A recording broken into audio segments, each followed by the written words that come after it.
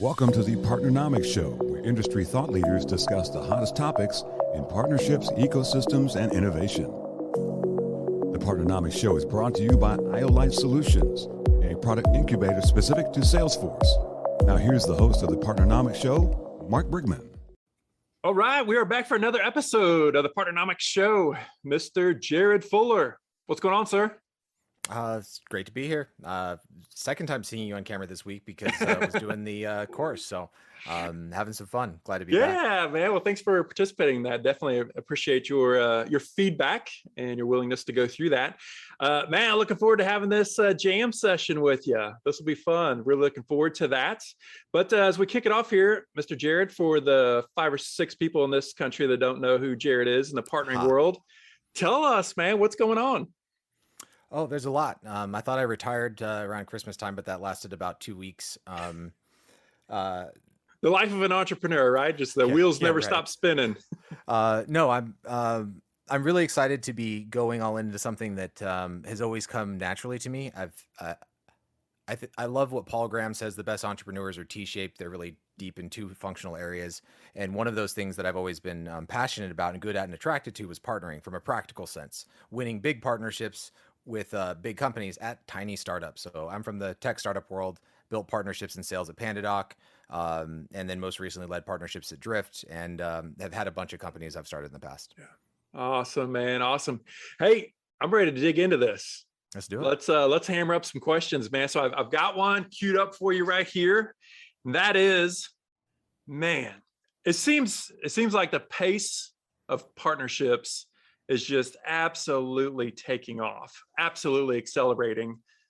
From your vantage point, is that what you're seeing as well? How does it, I mean, I tell people it feels like partnering has finally arrived. It's like a real profession. What do things look like from your seat? Well, if you would have asked me, Mark, a year ago, if I would be spending 120% of my available time on partnerships, I would have said, you're crazy. I mean, I've been doing this for a long time, but I did not think, I'll put it this way.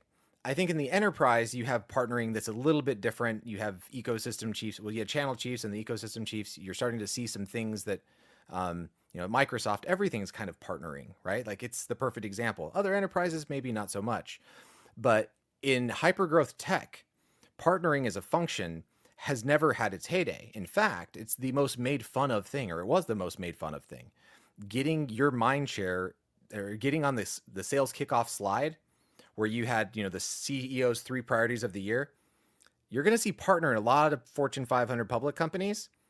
You never see that in a hypergrowth startup.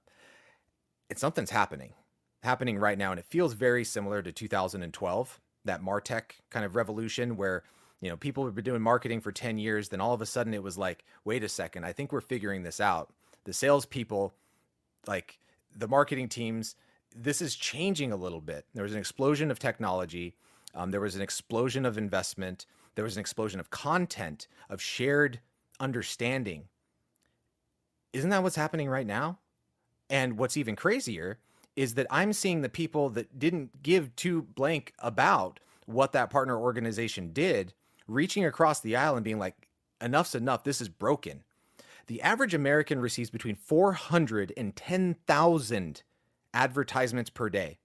And for some reason, as a go-to-market organization, we have the gall to think that we're going to break through that noise. I think they're finally realizing that we can't just have the same debate. The same debate between marketing and sales is actually, what's weird is that it's the same debate I had in 2018. Everything's changed, but marketing and sales are still stuck. And I think finally, I've seen in the past weeks, people coming out and I think the tides are shifting. There's a lot happening here.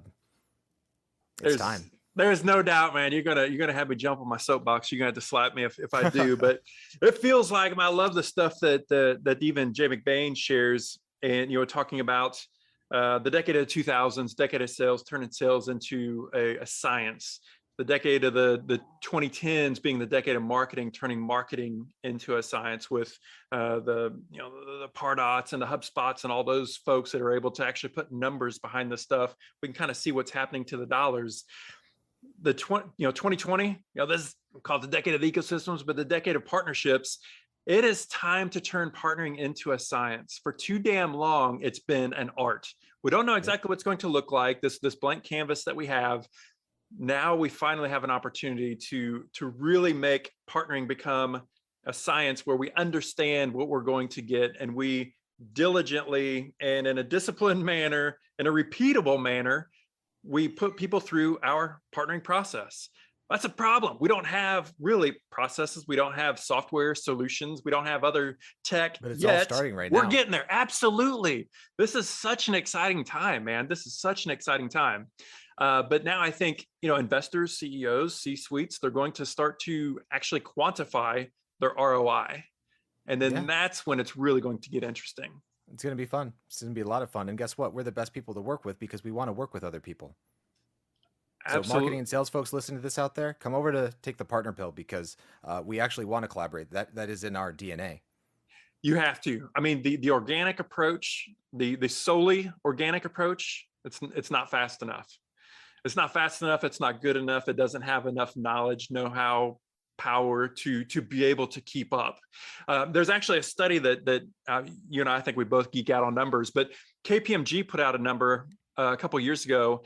They asked CEOs of all the different types and ways that you can grow, right? Acquisition, organic, partnering, outsourcing, M&A, these certain things. Of all these different ways to grow, what is your dominant strategy? The number was 38% to partnering, B2B partnering. 38% of CEOs said their number one strategy for growth, beyond organic, building it themselves, beyond acquisition, beyond outsourcing, beyond joint ventures, all of these things. And that number increased, to your point with this whole question, that number increased 15% in just 1 year. Yeah. The C-suite's getting on board with partnering. Yeah. And I love it. And I love it. And I love it. Awesome. Bam. We killed that 5 minutes. Yeah. Next Mark, question, man. Yeah, we're gonna throw this one back at you. You mentioned something about quantifying and actually understanding and having a process and getting to, the place where we understand where the bar is, right? And I think this time of year, we kind of like looking at, okay, how are we doing against our targets? This is where I feel like people start to set things like stretch goals. Should we be setting stretch goals? Should partner leaders, should companies be setting stretch goals for their teams? Given the infancy that we're at, I'd love your take on that. Yeah, man. So here we go on the whole soapbox thing again. So there's an awesome book. John Doerr wrote it, Measure What Matters. And there's a lot of really good information, a lot of great takeaways there. And he kind of lays the framework for OKRs, right? Objectives, key results that Google made famous through his investment and his leadership over the past couple decades. And so so this whole stretch goal thing. So for our team, say it's realistic for us to hit whatever, I'll pick out an arbitrary number, $5 million, right, of sales or of value, whatever you want to call it. But there's this philosophy out there of having a stretch goal of setting, okay, well, let's go for 8 million. Let's really kind of go big and push this out there further. In my humble opinion, I think stretch goals are one of the dumbest things that we have done in management, thought leadership, and management theory over the past 2.5 decades. And that is, I grew up in the world initially in the Marines. I spent 6 years in the Marines. And my philosophy is, especially in the world of partnering, by definition, people are depending on us. We are interdependent. And so we need to make sure that goals are being hit because others are building their strategies and they're skating to where the puck is going to be, right? We tell them where the puck is going to be. In my humble opinion, whenever it comes to stretch goals, the whole methodology behind stretch goals is that you already concede from day one that only half of your goals are actually going to be achieved. Well, I sure in the hell don't want to be associated with the 50% that doesn't get achieved. I'm a huge believer in setting goals with each partner. I don't want my partner to give me a call or jump on Zoom, or we're meeting at a happy hour, and them say, sorry, man, you were a part of the 25%, you're a part of the 50% of the stretch goal that I didn't meet. I hate that. Set it and hit it. Allow others to build on it and to count on it. Your thoughts? I think there's a bunch of things that point to the overzealous over-indexing on targets and quotas that I think B2B is starting to recoil against, because it's there's a generational shift, but B, there's a buyer shift. And then C, I think the people that are in those roles are tired. They're tired of that 2 million quota sitting over their head year over year. And it's not because they can't get to the number. I think I'm going to give you a counter example of to stretch goals, which is, how about no individual goals? And you're like, wait, no individual goals? That sounds crazy. You need to have a quota. I talked to Matt Query. He's the CEO of ROI DNA. It's one of the premier kind of ABM agencies. So they're not an SI, but they've grown like bonkers. They were a fantastic partner to Drift. And I had him on my podcast. On that podcast, he was saying how his entire organization has no goal other than customer success. That KPI is their target. That is their on-target earnings. It's not the sales contract. And to me, I was like, okay, interesting. But the way he talked about that and how you just align to the customer outcome as a sales professional, as a partner professional, because to some degree they are partnering. They were partnering with me.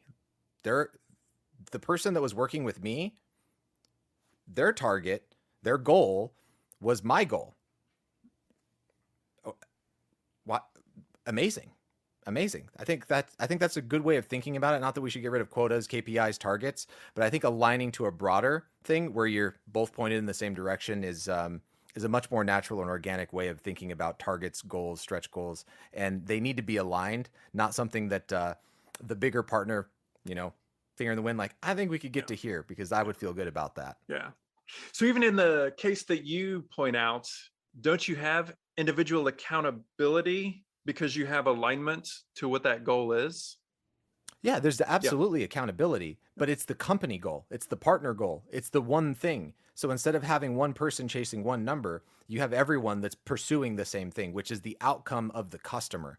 Far too much from sales has nothing to do with customer outcomes. Nothing. That annual contract don't mean nothing. It doesn't, because guess what? You blink and it's 5 years later.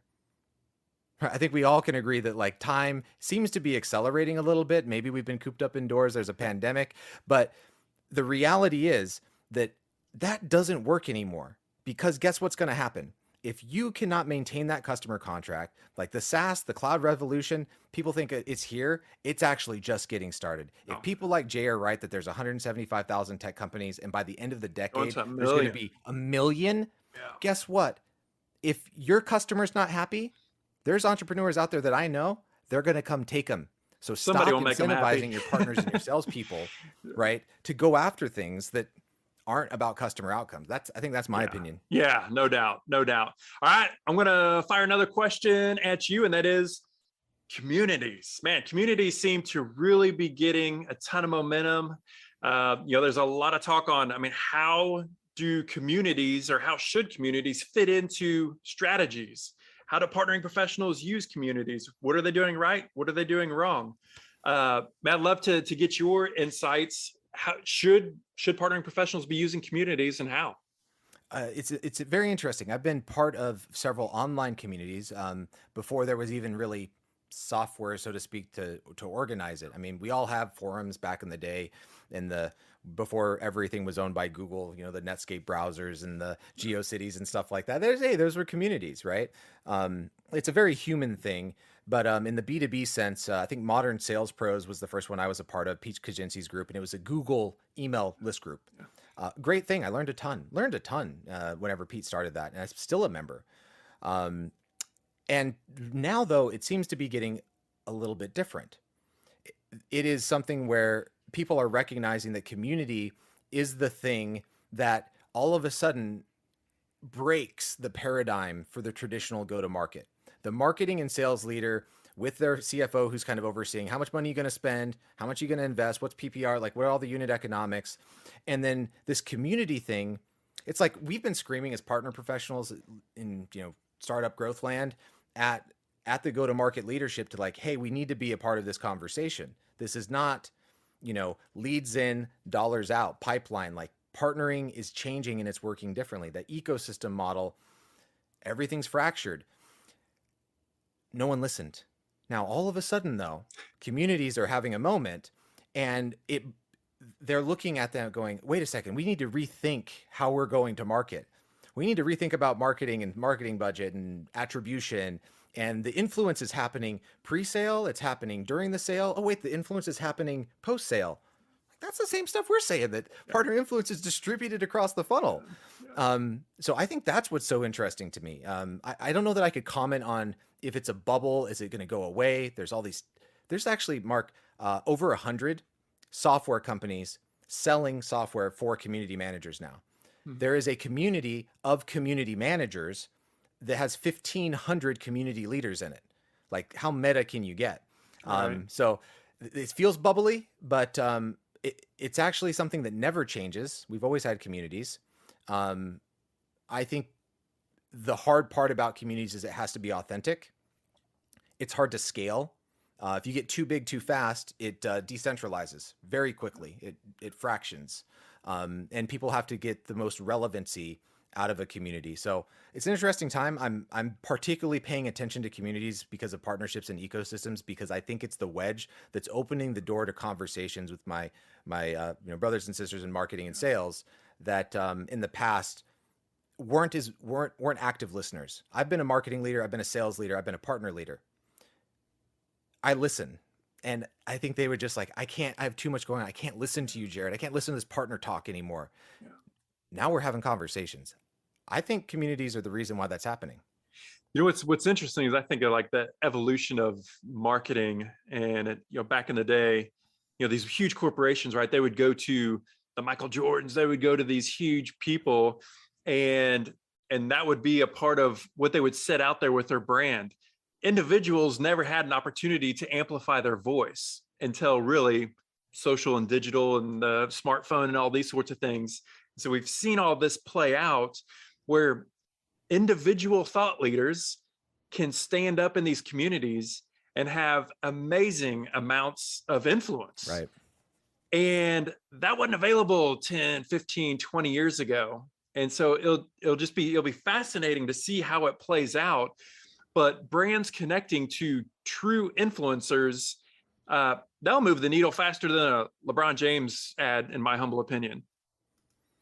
It seems more natural. I mean, just think about, Matt Cameron, one of my, mentors, role models, trained a bunch of salespeople with Sassy Sales Management. Just today was talking about like, look, I'm a sales leader, but I buy by talking to people that I trust. It's just really that simple, like the authenticity. And I think that's the cornerstone. People are sniffing out BS faster than ever. I mean, there's this information overload that is happening everywhere. This infopocalypse that we're inundated with information. It's the goldfish economy. Good luck maintaining my attention for more than 5 seconds. Look at my Chrome tabs. I can't even see, how many Chrome tabs I have open, Mark? The favicons are gone. Since I've been on this podcast, I have 14 notifications on my phone. And you think you can get my attention. Good luck. But you know who can? My friend. Yeah. People can. Like, and trust, right? In the community slacks me, and Sunir, someone that I trust, when they tell me something, I listen. Yeah. Your ad, your thing, don't work no more.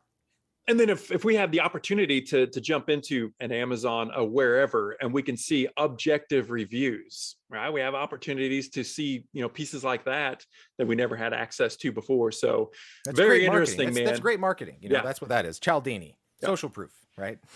Yeah, it'll be absolutely interesting to see how that continues to play out. Awesome. All right, next question. Yeah, I'm going to throw it back your way. Let's do it. So this is changing directions. Resource partnerships, are they a viable option for companies right now? Man, awesome. Well, I think especially in light of where we are with software eating the world, absolutely. So, I mean, what the heck is a resource partnership? with us, this is a tool that I love to use, and tons of our clients, we've used it. And that is typically whenever you have an engagement with somebody, you do like a work for hire. Let's say you're building software, or you have somebody doing marketing on your behalf, or research and development, whatever these value add pieces can be for your company. The general approach is you get the checkbook out, you contract with them, you have them do the work, and then you're kind of off and running. The idea behind a resource partnership is to actually not invest on the front end, but invest on the back end from results specifically. So there's a couple actually local marketing companies that have results-based payments, results-based share. And I think in particular, whenever I talk to our different clients that are startups, smaller, they don't necessarily have the $50,000, $100,000 checks that they can turn around and write for different initiatives, $250,000 for software development, these other pieces. There are absolutely opportunities in all of those scenarios. There are opportunities to structure partnerships, structure these relationships where the pay is done on the back end based upon success. And I love that because it incentivizes both parties to work together to get those results. It's a great tool that I highly recommend. We use it all the time within PartnerNomics, but I definitely recommend people dig into that. I've seen it live in the wild. I mean, I won't discuss the details, but with a public market cap, top 3 tech company in the world, multi-million-dollar alliance as a startup, right? So this is a big deal, and there's things that float around in there, things like a minimum commit, right? So like there's this kind of like baseline like understanding for revenue recognition purposes, for juice in the numbers, and whatever. It makes so much more sense to put that investment from the perspective of partner success if you want to win in the long run, not to fit a cell, a row, a field in a financial model. And I am sick of the CFO running the show on how sales should be compensated, on how partner deals should be done. Not that they're wrong, it's because that's how their feet are held to the fire, right? That's how they're held accountable to. And I think this is where I think CEOs are starting to wake up, like a Satya, who goes, hey, guess what? 20% rev share on the marketplace, 3%, right? Like ecosystem chief, great, good job, Microsoft. But Satya's pushing that narrative. He understands. And I think that's, resource partnerships, it comes from that perspective that we have to stop trying to model everything to fit the model. And we have to start modeling our business to fit how people actually work, how the market works. Yeah. That's why I've been anti-go-to-market lately, is that it's about me manipulating you instead of ecosystem. It's about living where my customers are and then building backwards to my business. And I think resource partnerships is a perfect example of that. And it's hard to model, to make your financial forecast real pretty and your books line up. But guess what? It's just a little bit of accounting work. It's not that hard.